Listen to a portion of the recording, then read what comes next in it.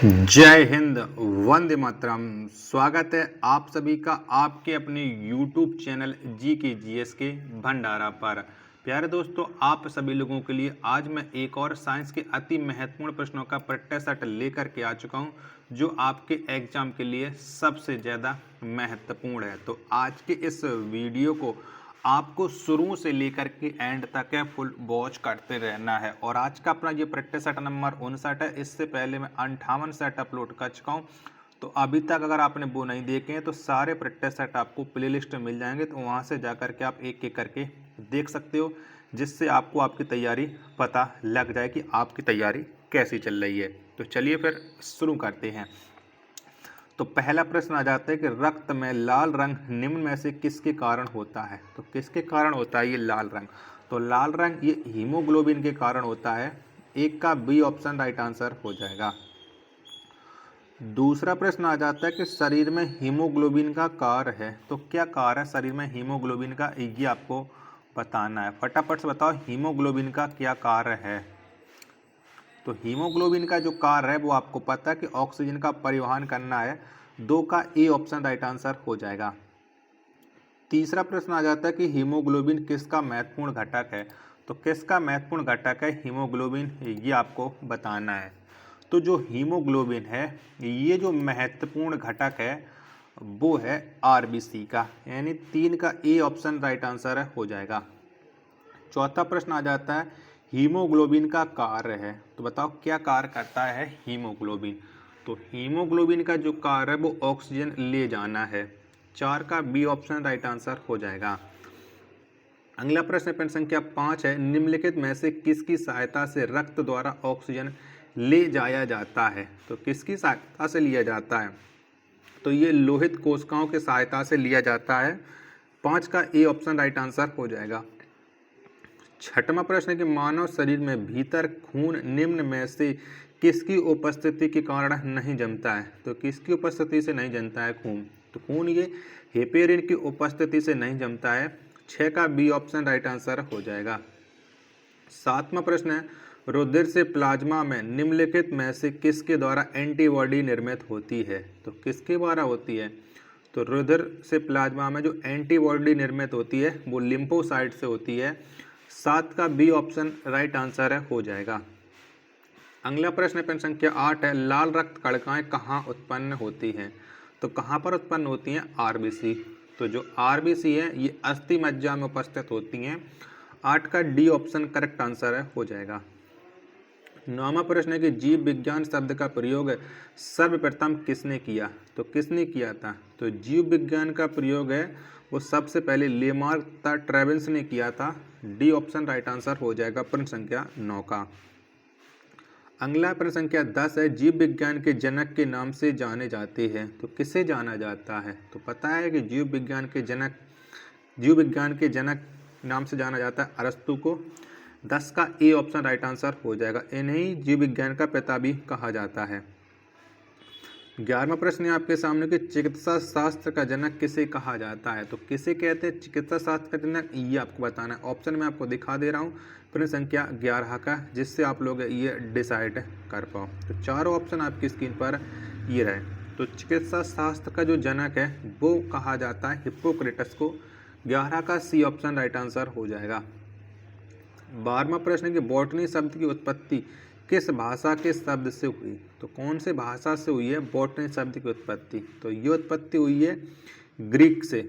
12 का D option right answer हो जाएगा।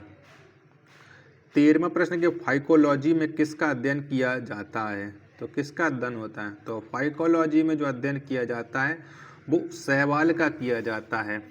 13 का ए ऑप्शन राइट आंसर हो जाएगा।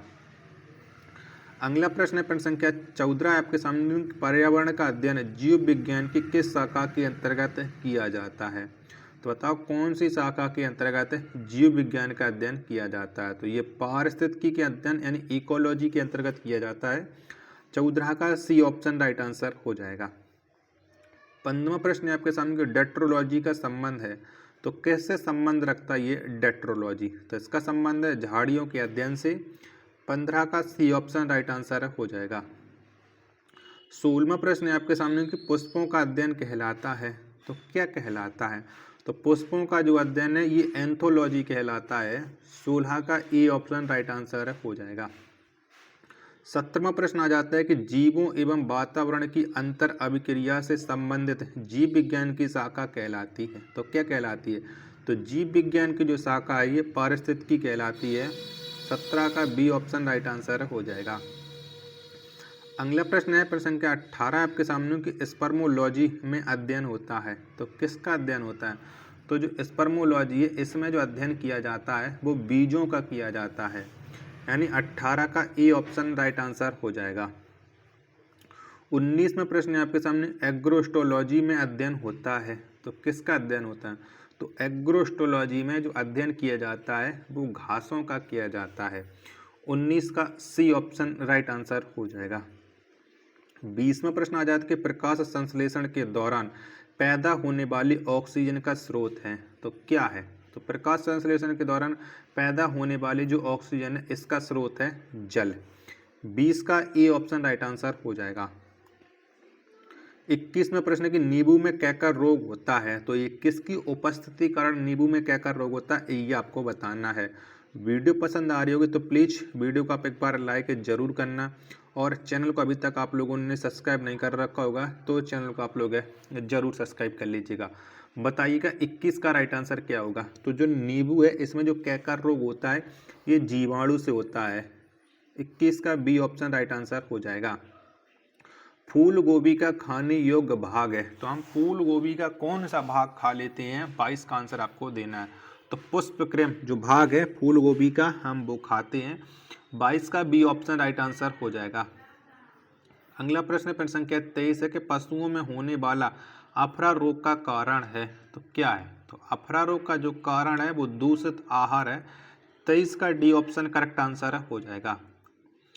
24वां प्रश्न है आपके सामने कि शहरी बकरी के नाम से कौन जानी जाती है? तो बताओ किसे जाना जाता है?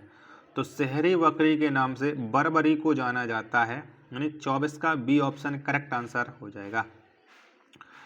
25वां प्रश्न आ जाता है गेहूं में खाने योग्य भाग कौन सा है?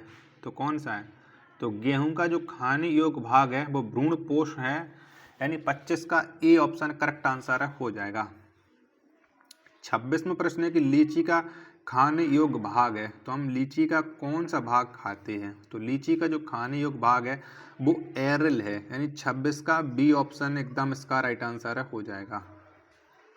27वां प्रश्न आ जाता है केल्विन स्केल पर कमरे का सामान्य ताप होता है। तो कितना है? तो केल्विन स्केल पर जो कमरे का सामान्य ताप होता है वो 300 केल्विन होता है। 27 का सी ऑप्शन राइट आंसर हो जाएगा।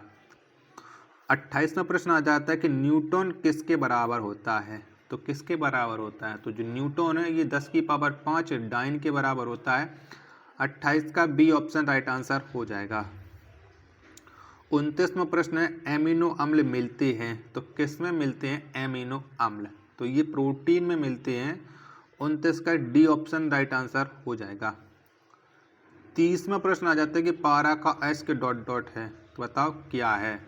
तो पारा का जो एस है ये सिनेबार है। क्या सिनेबार है?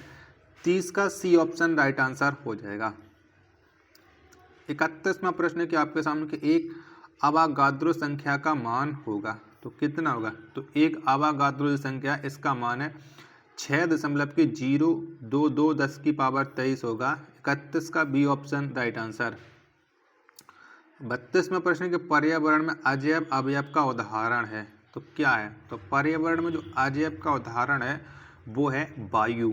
32 का सी ऑप्शन राइट आंसर हो जाएगा। 23वां प्रश्न के जीन बने होते हैं। तो किसके बने होते हैं जीन? तो जीन ये बने होते हैं डीएनए के। 33 का ए ऑप्शन करेक्ट आंसर हो जाएगा। 34वां प्रश्न आपके सामने कि सहजीविता का उदाहरण है। तो कौन है? तो सहजीविता का जो उदाहरण है वो लाइकेन है। 34 का ए ऑप्शन करेक्ट आंसर हो जाएगा। 35वां प्रश्न आपके सामने कि आंखों से दिखने वाला क्षुद्र ग्रह का नाम है। तो हम आंखों से कौन से क्षुद्र ग्रह को देख सकते हैं? जो 4 वेस्टा को देखा जाता है। 35 का बी ऑप्शन राइट आंसर हो जाएगा। आशा करता हूँ आपको ये वीडियो पसंद आई होगी, तो वीडियो को आप एक बार लाइक कर देना, चैनल को अभी तक आप लोगों ने सब्सक्राइब नहीं कर रखा होगा तो चैनल को आप लोग जरूर सब्सक्राइब कर लीजिएगा। मिलते पर अपने एक और नेक्स्ट वीडियो के साथ, तब तक के लिए धन्यवाद। जय हिंद और वंदे मातरम।